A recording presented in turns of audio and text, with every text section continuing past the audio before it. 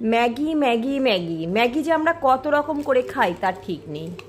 এই যে একটা ম্যাগি নিয়েছি, ওর একটারই মশলা নিয়েছি, তাই দিয়ে আজকে বানিয়ে ফেলছি। দেখো কি। নমস্কার বন্ধুরা, আমি সুতপা। দেখো, সুতপার কথাকে সঙ্গে করে আজকে নিয়ে এসেছি ম্যাগির পকোড়া। এত টেস্ট, মুখে না দিলে কেউ বিশ্বাস করবে না গো।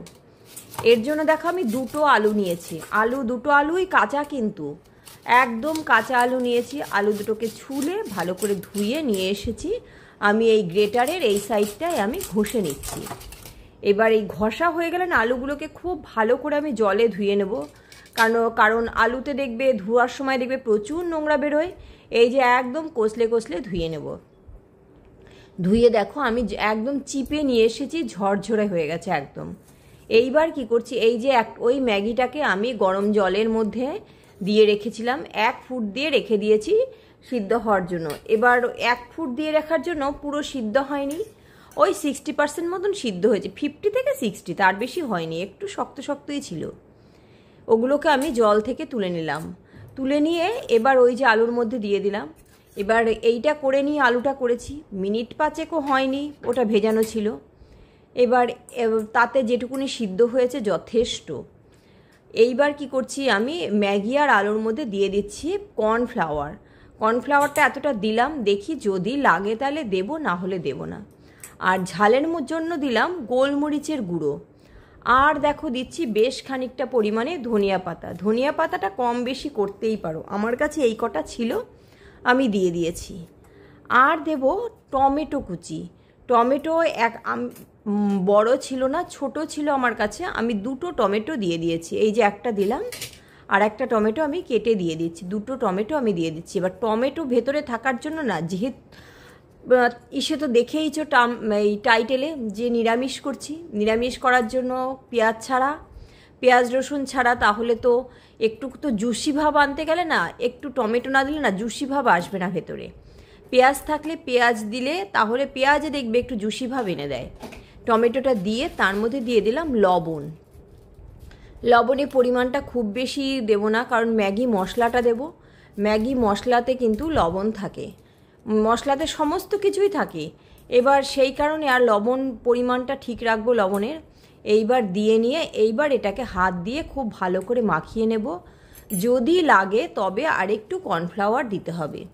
আমার এই যে মাখানো হয়ে যাওয়ার পরে দেখেছিলাম বাইন্ডিংটা এসে সারেনি, তাই আরেকটু কর্নফ্লাওয়ার আমি দিয়েছিলাম। এই দেখো কি অবস্থা অবধি মাখাই। একবার এই প্রসেসে করে খেয়ে দেখবে যে পেঁয়াজ ছাড়াও যে এত সুন্দর লাগে খেতে, না করলে বোঝা যাবে না। সত্যি বলছি, অসাধারণ টেস্ট হয়েছিল। কিন্তু আমি কিন্তু খাওয়ার পরে টেস্ট করে নিয়ে তারপরে রেসিপিটা তোমাদের সাথে শেয়ার করছি। এই দেখো, এই চামচের যেটুকুনি লাগলো, আবার 1 চামচ মতন কর্নফ্লাওয়ার আমি দিয়ে দিলাম। এবার দিয়ে এইবার এটাকে খুব ভালো করে আবার মাখিয়ে নিচ্ছি। পুরো মাখিয়ে এবার পকোড়ার শেপ দেব। একদম খুব ভালো করে মাখিয়ে নিচ্ছি। নিয়ে এইবার দেখো এই যে হয়ে গেছে, এবার বাইন্ডিংটা চলে এসছে। মাখাতে মাখাতে দেখেছিলাম বাইন্ডিংটা এসে গেছে। এইবার এগুলোকে একটু পকোড়ার শেপ দেব। একেবারে পকোড়া এরকম করে করে তেলে দিলে হতো, আমি আর তা করিনি। আমি একবার মানে এখান থেকে বানিয়ে রেখে তারপরে আমি তেলে গেছিলাম। এবার সমস্তগুলোকে একটা একটা করে আমি করে নিয়েছিলাম। করে নিয়ে এতে কি হয়েছে, ভাজার সময় না খুব সুবিধা হয়েছে। তেলে দিয়ে দিয়েছিলাম, একটা একটা করে তুলে, তাড়াতাড়ি হয়ে গেছে তেলে দেওয়াটা। এবার একটা একটা করে বানাও আর তেলে দাও, ওতে অনেকটা টাইম লেগে যায়। এই জন্য আমি এরকম করে দিয়েছিলাম। আর হ্যাঁ, তোমরা কিন্তু অবশ্যই রেসিপিটা একবার অন্তত ট্রাই করবে, আর আমাকে কমেন্টস করতে কিন্তু ভুলো না যে রেসিপিটা কেমন হয়েছে। আমি এটা যে এতটা টেস্ট হবে আমি নিজেও বুঝিনি। আগে একদিন করেছিলাম, করে তারপরে ভাবলাম যে না, এবার তোমাদের সাথে একটু শেয়ার করা দরকার। আমি পেঁয়াজ দিয়ে করেছিলাম, পেঁয়াজ ছাড়া যে টমেটো দিয়ে যে এত টেস্ট হয়, এটা না করে আমি মানে কি বলবো, আর এর টেস্ট না করলে বুঝবে না, এই আর কি। এই যে দেখো, তারপরে কড়াইতে তেল গরম করে একদম তেলটা ধোয়া উঠে গেছে। তারপরে গ্যাসটা কমিয়ে দিয়েছি, কমিয়ে দিয়ে এই যে পকোড়াগুলো আমি সব দিয়ে দিলাম। একদম মানে তেলটা পুরো গরম হওয়ার পরে গ্যাসটা কমিয়ে নিলাম, কমিয়ে নিয়ে দিলাম। এইবার না একটু সময় নিয়ে ভাজবো, গ্যাসটা হাই টু মিডিয়ামে রেখে ভাজবো, কিছুটা হাই টু মিডিয়ামে দেবো, কিছুটা লোতে দেবো।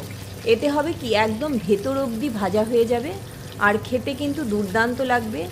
মানে একদম ভেতর অবধি ভাজা হবে। আর পুরো ম্যাগিগুলোই যেহেতু সিদ্ধ হওয়া, ওই ফুল সিদ্ধ না হলেও সিদ্ধ তো হওয়া কিছুটা, ওতে এই একটু গ্যাস কমিয়ে যদি ভাজি ওপরটাও শক্ত শক্ত হয়ে যাবে।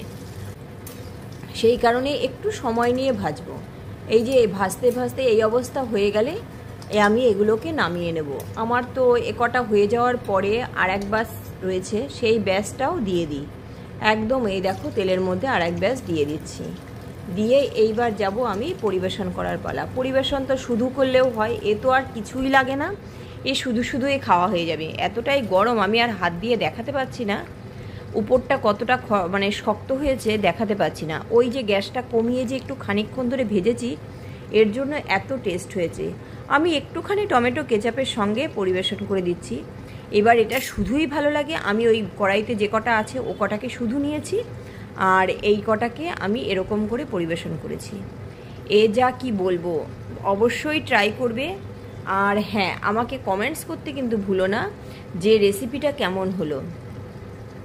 এই দেখো আমি এর সঙ্গে একটুখানি শশা নিয়ে নিলাম, দুর্দান্ত লাগবে খেতে। এটার এক কামড় নেব, সঙ্গে একটুখানি শশা দেব, ব্যাস। আর কি, সবাই ভালো থাকবে। এখন প্লেটটা খালি করতে হবে। আজকের মতন যাই, টাটা, বাই বাই।